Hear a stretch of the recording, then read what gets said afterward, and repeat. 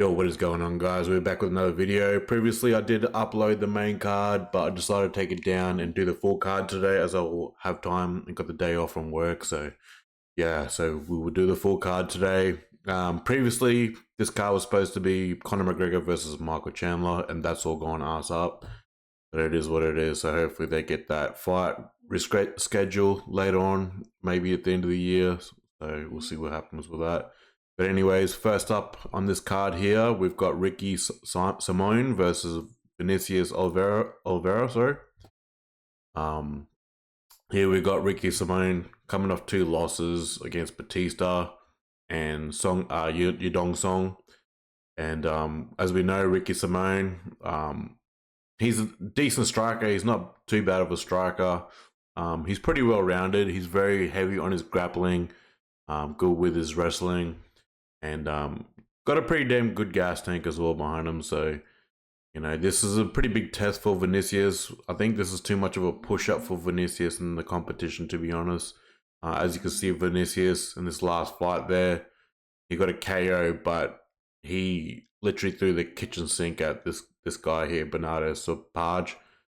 Vinicius, he's got a good kickboxing background. Like, he's very good with throwing a lot of leg kicks and body kicks. Yes, he may be the better striker in this matchup against Ricky. Like, Ricky's more of a patient striker. Like, he doesn't throw too much output while Vinicius does. But the problem with Vinicius is I've seen a lot of times where he overcommits his strikes and gets taken down a lot in his last couple of fights too. So, look, he could get a KO or TKO later rounds because I do feel like he may have the slight edge on the striking, but Ricky Simón, being a veteran in the sport as well, he knows how to nullify when it comes to heavy strikers like Vinicius, and he knows how to close the distance and get those takedowns. And he, even if he does set traps against the cage, he'll use his clinching, try to wear down his opponents and throw a lot of knees and elbows there. So I think Ricky Simón takes this fight. I think he will be smart enough not to get in a firefight with Vinicius and try to set up some traps against the cage as well, and just more so try to pressure him, keep him on the back foot. So he's just going to have to be smart on the stand up, and yeah, when the opportunity presents itself for takedowns, I think he will get it. So I've got Ricky Simón here by decision, or even like a leg stoppage by ground and pound. So I just think that this is too much of a step up for Vinicius. As much as he's got the potential there, I just don't think that he will beat Simón in this matchup. Because as you can see, like, Simón has lost to guys like Batista. Batista's up there, he's very well-rounded. Dong Yadong, and he's beat Jack Shaw by submission. And I rate Jack Shaw. Yes, Asensio was on the arse end of career when he beat him and Keller. But like, even Keller, I feel like he's a lot more well-rounded than what Vinicius is as well. But yeah, that was my pick in that one there. Next up, we've got Carlos Hernandez versus Ray Tsuruya. Again, I feel sorry for Carlos because he lost to Tsuruya and he's getting lined up with another Japanese fighter. Carlos, he's got some decent striking. He's not the best striking in this matchup here. He's not bad in his grappling as well, but yeah, he's at the moment, he just does not look like a big UFC prospect at the moment. Like, he's had a win over Diniz Bonda, but he had to kind of really dig deep for that win as well. So, and he's lost to Nascimento, reneged choke, and he has split win over Victor. So, yeah, this might be even just like a do or die win for him. He needs his win against Ray Tsuruya, but I think it's gonna be too hard for him. Because as you see, Ray Tsuruya, if you guys watch the flyweight final, Road to UFC, Ray Tsuruya, he's a very patient striker as well. Like, he throws a lot of leg kicks, body kicks. He even stunned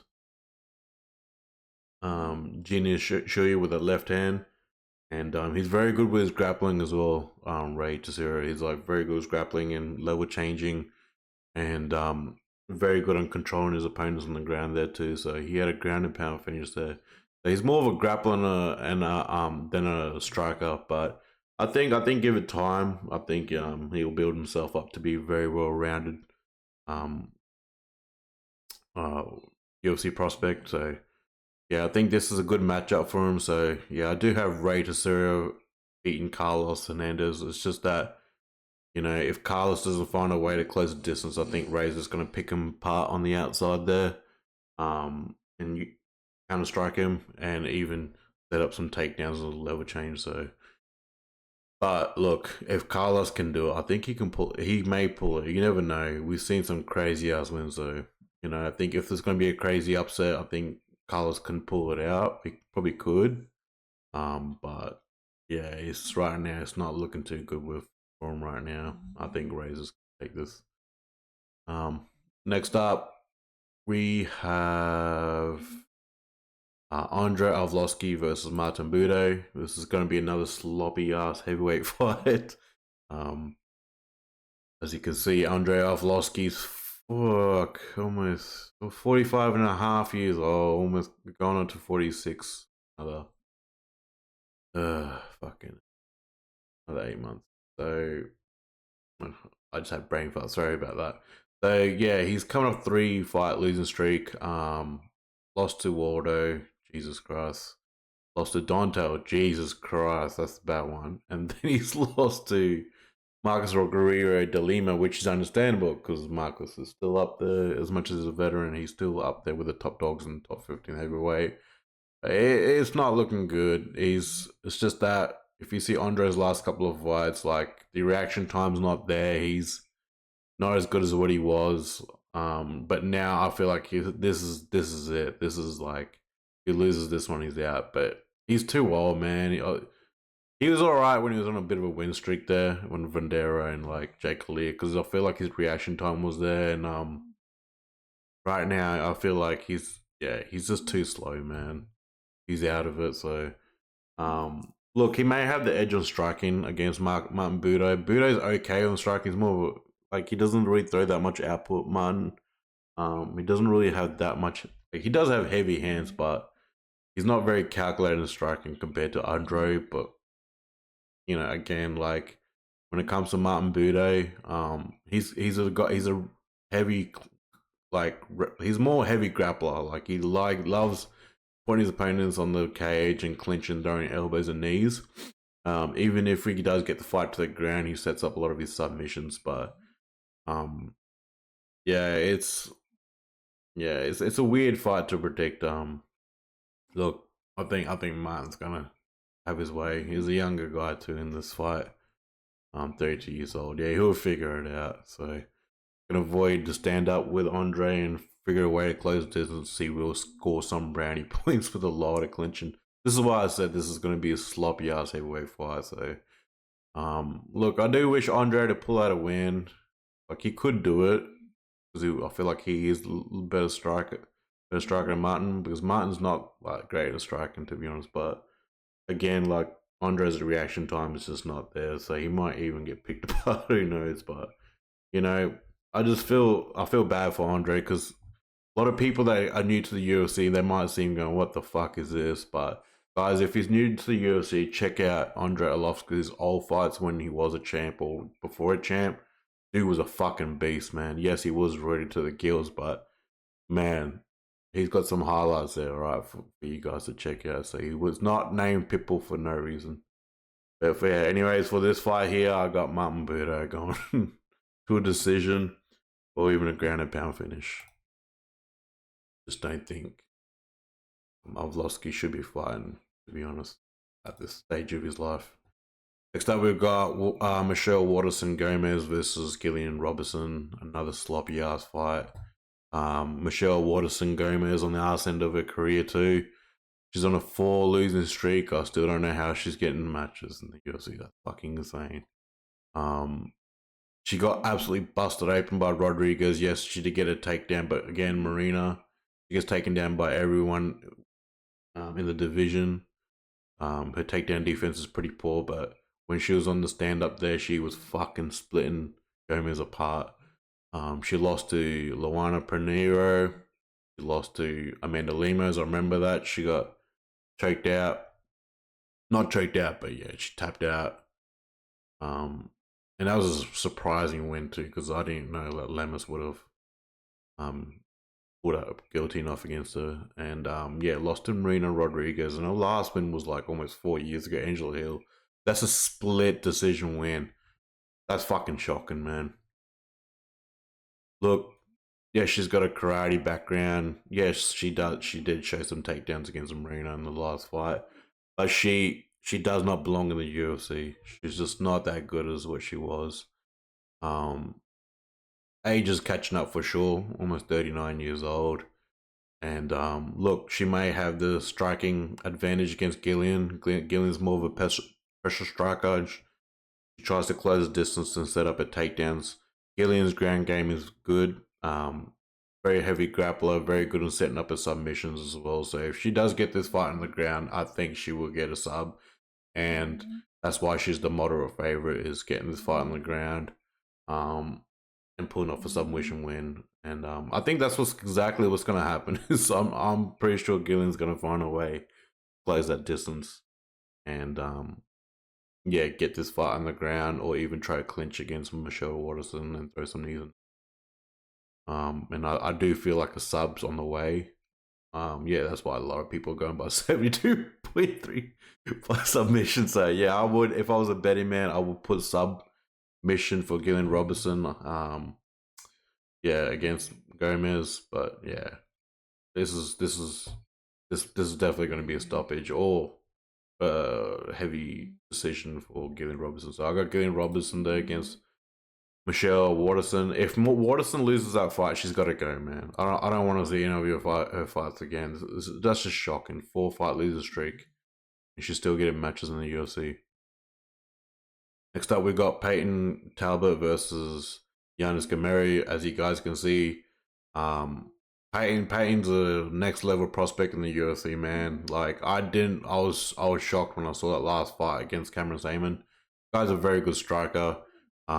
He's very good with his grappling on the ground, and he's very good with his BJJ. Dude's a monster, man. And I rate Cameron Simón, and he beat the absolute fucking dog shit out of him, man. That was insane.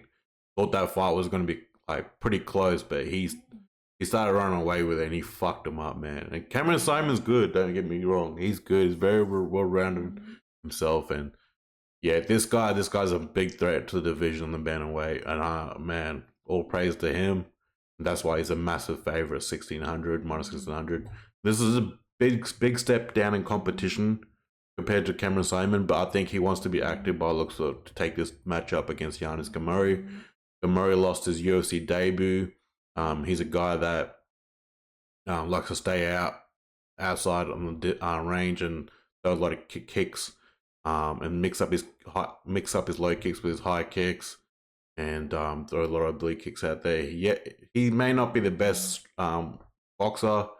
We're not that great with his hands, but yeah, when it comes to throwing leg kicks and mixing them up with high kicks and stuff like that, he's very good with that. Like not very good, but he was decent at it. Like he was doing alright against Gomez, but yeah, ate a body kick and got finished. So that's not a good look. He's also good with his grappling as well. He's got some nice grappling, but I don't think he's gonna fucking out grapple Payton. I think Payton's just gonna pressure him and walk him down the whole fight. So that's why he's a huge favorite and plus 800, a huge underdog. Man, if someone put money again on Yanis and he pulls that win off, like somehow miraculously, someone's gonna get fucking rich. So yeah, that's insane, man. People are gonna, yeah, it might even be a TKO. I think it would be a TKO too. So I've got Payton Talbott, yeah, just absolutely annihilating Yanis. I don't think Yanis is gonna got anything for him in that matchup. Charles Jourdain versus Gene Silva next up. This is a bit of a weird matchup too. Charles Jourdain been around the UFC for a while. He's a kickboxer himself. Like stay out in the range, mixing up his kicking. He's got some decent striking to his boxing, so he's pretty well rounded. And yes, he does get taken down a fair bit, but he's pretty good, like setting up submissions off his back and whatnot. But yeah, the only issue is he gets taken down a fair bit in his fight. So look, Gene Silva, I see some of Gene Silva's fights, and he loves to strike. he's more of a counter striker, and yes, he does load up on a lot of his punches. Like that win against Weston Wilson, that was crazy. I picked Weston Wilson in his last fight, and he got a win because I just didn't think Weston Wilson was built for the UFC, but saved his job on the last fight. So yeah, Gene Silva, he's got some good takedown defenses as well. So a lot of people are going for Gene Silva, but again, he needs more to prove in the UFC because he's only had one fight in the UFC, one contender. So I feel like he's got more. He needs to prove himself more. That's why he's a plus 110 underdog. Charles Jourdain, he's got some notable wins against Ramos, Con Gracie, but apart from that, he's lost to like high level competition, Nathaniel Burgos. But I rate him. I like Charles Jourdain. He's very different. You know, I like his style. He's good on the clinch as well. It throws a lot of knees and the body and head. Yeah, Gene Silva might pick him apart with a counter striking, but Charles Jourdain has shown that he's got a chin. If you've seen that Shane Burgos fight, holy fuck, go into war with him. And some people reckon that Charles Jourdain beat Shane Burgos back then. So I'm gonna have to go with Charles Jourdain because he's a veteran. But again, you know, there's not much there like from Gene Silva and the UFC experience. That's why I'm going with Charles Jourdain because he's got the UFC experience against Silva. I think Silva, look, if he gets this win, then definitely he's a decent prospect for the UFC. But I think he's got more to prove. So, you know, if he does get this fight onto the ground, I think he can control Charles Jourdain. I don't think Jourdain will be able to submit Gene Silva in this fight. But yeah, I just think that Charles Jourdain has that game plan of picking the lead leg part of Gene Silva's because he's very heavy on that lead leg when it comes to the striking.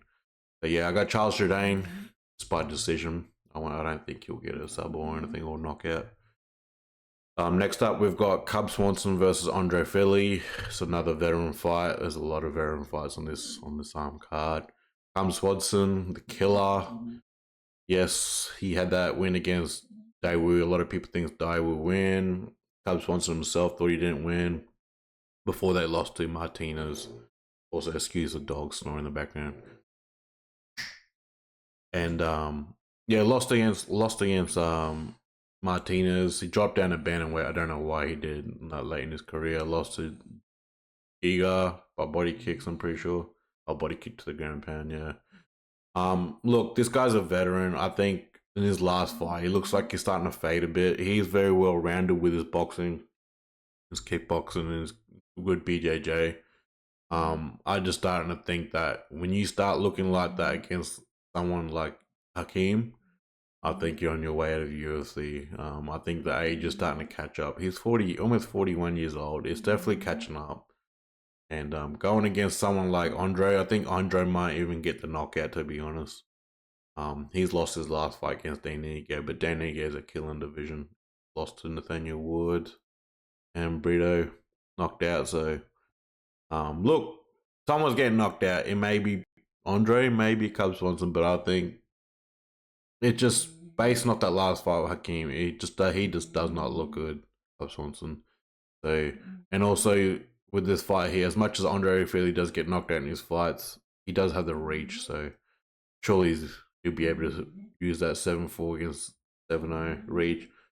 But yeah, this might be even decision win. So, but I think Andrei will have the bigger moments in this fight and touch him up, compared to Cub Swanson. But then again, I may be wrong. So, but yeah, I think it'll be a close fight. A lot of people have 41 for Cub decision and 59 for Andrei, and I think a lot of people base on Filo off reach here as well, and the low kicks. Yeah, and the age as well, being the younger guy against Swanson. So yeah, it's not what do you call it? It's not a confident prediction, but yeah, I'm gonna go with Andrei with this one. Next up, Joe Pyfer versus Marc-André Barriault. Joe Pyfer was on a massive win streak, getting knockouts, submission wins. He's very well rounded. Yes, he does have heavy hands. he lost against Jack Hermanson. And this is the UFC pushing their prospects, just jumping the rankings, not making them work for it. I'm very against it lately. I don't like when fucking UFC is starting to push all these prospects and, you know, from like unranked or even a top 15 win straight to the top 5. I think that's fucking horseshit. I think a lot of people agree with me. I think they need to go back to the old school ways and build these guys up, because when they do get a loss, and like, let's say if they get top 15 win, they're losing as top 10, when they get that loss, and they need to start learning where they went wrong and shit, because going from like some unranked to like top 5 loss it is a huge loss, but at the same time, the UFC should not be pushing these guys. They should be building them up. And this is where they went wrong with Joe Pyfer, is like, they thought that this guy's gonna dog walk Jack Hermanson, but Jack Hermanson, yeah, he lost maybe the 1 or 2 rounds, but he started picking it away from the 3rd, 4th, and the 5th round, with his veteran experience as well. And Joe Pyfer was starting to look like shit in that fight. And when I heard his podcast, yes, he was confident. Yes, he was a bit cocky, but it was a good learning experience. I feel like he didn't respect Jack Hermanson in that fight as well. Yeah, so he's very well rounded. Yes, I give him that. Like, he's got some good ground game with BJJ. Yes, he's got some good wrestling. Yes, he's got some good striking. And I think this is a perfect matchup for Joe Pyfer against Marc-André Barriault. Marc-André, he's very well rounded himself. He used to grapple a lot, but he's starting to really move away from that and stand and bang with his opponents a lot. So his last fight, he lost against a split decision against Chris Curtis. He does have some decent striking himself, but yeah, I think in this matchup here, I think that Pyfer's going to look for the takedowns and try to control Marc-André Barriault. If I was Joe Pyfer, I wouldn't stand there with him the whole fight. I'd be mixing up my takedowns as well, and score some brownie points. So Marc-André, it's not bad himself, but again, he's not I definitely don't think he's a better fighter than Joe Pyfer, to be honest. I think Joe Pyfer may even get a KO against him, because if you see Marc-André's last win, it was against Eric Anders a year ago, and I don't look where Eric Anders is right now. So, and he's lost against like guys like Anthony Hernandez. Mark has got a knockout, John Wright. See, those type of wins are not really notable right now. So, and he's lost against Chris Curtis, even though it was a close split. Yeah, I'm gonna go with Joe Pyfer on this one. I think that he will use his takedowns in this fight. Like Marc-André does have some good takedown defense, but I think Joe Pyfer will find a way to get this fight on the ground and control him and score some brownie points, and yeah, mix up his strikings. I think that's where he went wrong against Jack Hermanson's. Yeah, he was just too confident in striking compared to him. Next up on the main card, we got Ian Machado Garry versus Michael Page. Both guys are kickboxers, one younger than the other. Yes, Michael Venom Page is almost 38 years old, and that's why the odds are so close. Ian Garry here. Yes, some people thought that Jeff Neal won, but again, Ian Garry was a guy pressuring Jeff Neal, and Jeff Neal was fighting off his back foot the whole time. That's also not a good look for the judges as well. He's very well rounded. He's got the reach. He did get a knockout win over Rodriguez with a high kick, and Magny, he used a lot of his just picked his legs apart and used a lot of his clinch in there. So when he's with Shooter Box, I think the smart way for Garry to play out this fight is try to close that distance. But the problem is Michael Venom Page, when he's out in the distance, he can close it very good with his right hand too. He's very quick and closing the distance himself. But Gary's gonna have to target that league leg, try to figure a way to pressure him and try to like slow Venom down the early rounds with his clinching, with the throwing knees into the body and trying to figure out a way to slow him down. There's also a breakdown if you guys want to watch it on TNT Sports with Tom Aspinall, where he does show that the leg is there for Ian Garry to chop at Michael Page, when Michael Page always like tends to focus on landing that right hand. So when you saw that matchup against Kevin Holland, he wasn't really throwing that leg kicks much. He was just constantly targeting on counter striking Holland. So he hurt Holland in that fight too. But Holland started having more success when he started being aggressive and trying to close the distance on Michael Page and using the clinch. And even I think pretty sure he took Michael Page down to into that fight. But I think Ian Garry be smarter than Kevin Holland and figure a way to close that distance and target that lead leg there too. Yeah, I'm gonna go with Ian Garry. A lot of people go on Michael Page, but yeah, I think Ian Garry's gonna figure a way to get some bank the last two, the first 2 rounds, or even the last two. So I think Page will slow down later in the fight. So if Ian Garry can use his clinch, and land some knees there. So we've seen in previous fights with Page, he does slow down in the later rounds, even the Bellator fights, when he gets taken down or even he gets clinched up on the fence.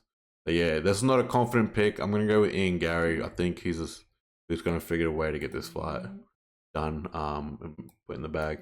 So yeah, next up we've got Mayra Bueno Silva versus Macy Chiasson. Mayra, she's got very good Muay Thai, throws a lot of low kicks. Not the best when it comes to boxing. So I feel like what she does most of her fights, as you see, is throw the low kicks, close the distance, clinch up against opponents, throw a lot of elbows and knees, and always with a takedown, she always gets them off the cage there with the double legs. So I think this is going to be the same shit. She's going to try to close the distance on Macy. Macy always stays on the outside. She throws a lot of straight shots, so she'd be a better boxer in this matchup. But yeah, when it comes to like grappling, I feel like Mayra's going to be the better grappler than Macy. Macy's got some decent grappling. She's well-rounded herself too, but she's had some submission losses too, against like Payton and yeah, who was it? Oh, must be just Payton. Sorry. But yeah, as much as she's good on her BJJ offensively, defensively can get picked apart on the ground there. And I think Mayra's gonna get it. I reckon Mayra will get a sub here against Macy. I think she's gonna control her on the ground. And she's gonna be too smart closing distance against Macy as well. So Macy will be a better striker. She'll try to figure out stay on the outside, but if Mayra finds a way to close the distance, I think she'll get a submission win. So again, Mayra's gas tank needs work as well. Lost to Payton. She was having success in the first 2 rounds, but that gas tank left the chat in the 3rd round. And a lot of people are going decision win. Yeah, and I'm going to go decision as well. So I rate Macy, but I think Mayra's going to be too much for her in this matchup. Next up, we've got Anthony Smith versus Roman Dolidze.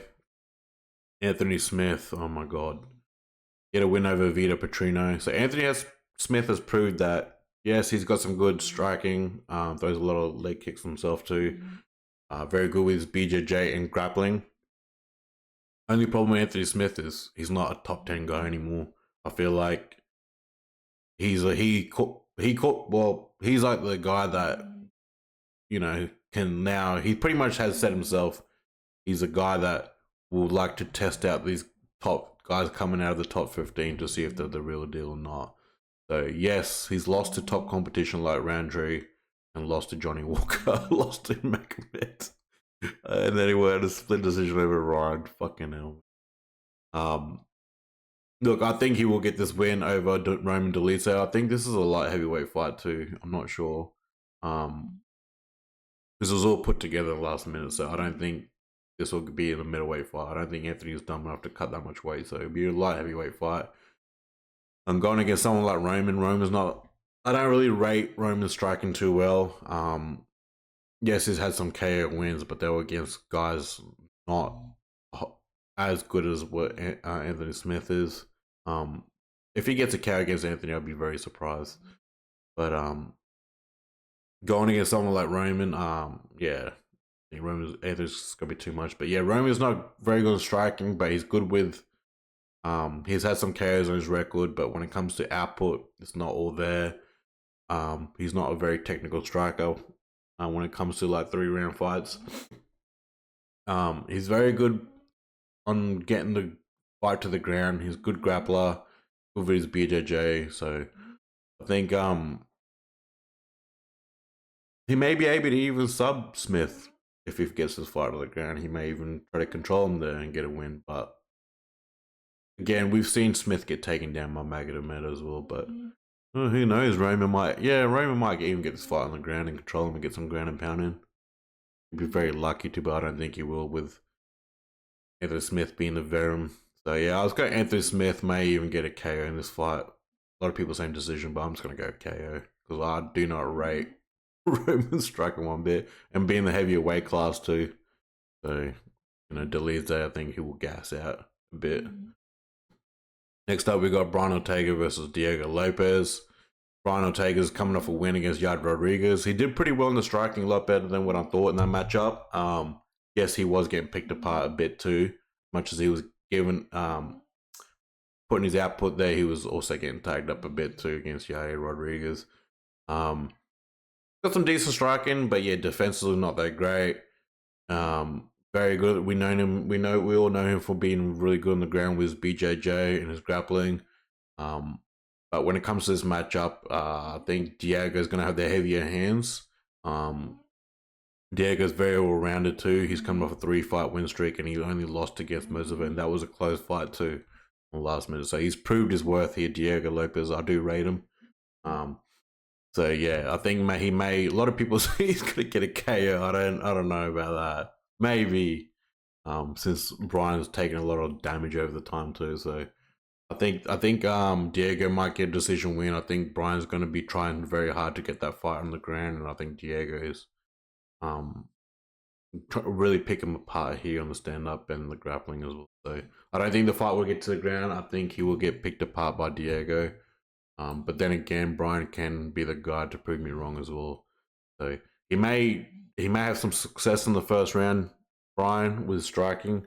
I think Diego will make the adjustments and pick him apart in the later round. So I'm going to go with Diego with a decision win over Brian. And Brian Ortega is moving up to 155 after this fight, win or lose. So yeah. Next fight, we've got Alex Pereira in the main event against Jiří Procházka II. I don't like short notice fights. Again, I don't like fucking people pushed up to the rankings so quick. So, with this matchup here, Pereira versus Procházka, it was put together in 2 weeks, which I don't like. I don't like when fighters don't have a full camp. People are going Pereira by knockout. I think that's a bit... Yeah, I think they're rating that a little bit too high because in this fight here, Pereira, I feel like he's going to be a bit jet lagged.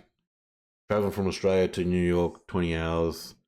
It does take good 4 or 5 days to get over that jet lag too. I know because I've traveled to America. Yeah, I just think that he's going to have he's had a shit camp. He's had probably 4 or 5 days of decent camp. While Procházka's, I don't know where he was training from, but I feel like he's putting more work in this camp compared to Pereira. And this is a dangerous matchup too when it comes to last minute, because as much as Procházka's leg was getting chewed up, but he gave him different looks. He was switching stance. He was finding success closing distance on Pereira and targeting that body, and he with straight shots to the body and side kicks to the body.